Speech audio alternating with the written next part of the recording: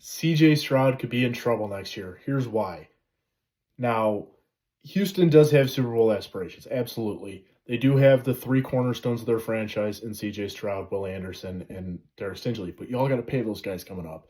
And now, with Laramie Tunsil out the door to Washington and Kenyon Green out the door as well, you're sitting there absolutely needing to hit on draft picks.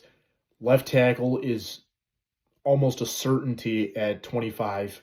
I initially had Derek Harmon there. You could definitely argue a left tackle like Josh Simmons, like a Gray Zabel. Gray Zabel may play closer to the interior, but you could also argue Cameron Williams out of Texas and whatnot.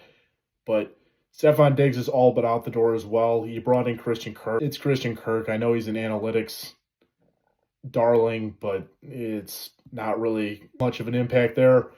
D'Amico Ryans, I think, is one of the best coaches in the league. So coaching could just eliminate all of the issues. Who knows? But they absolutely need to hit on these offensive line draft picks because CJ Stroud is just not going to have a better third season than he did with his last season. He had the definition of a sophomore slump, essentially. And he's not going to really see much improvement if he doesn't have an offensive line in front of him. Now, they do need some help on the interior defensive line, absolutely, without a shadow of a doubt. They need to take a guy like that.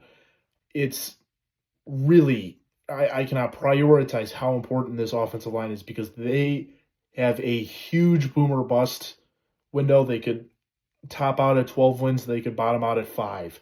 Like, in a bad AFC South, like, they could end up with the top 10 pick this year or next year, and I would not be surprised. CJ Stroud needs an offensive line in front of him to succeed.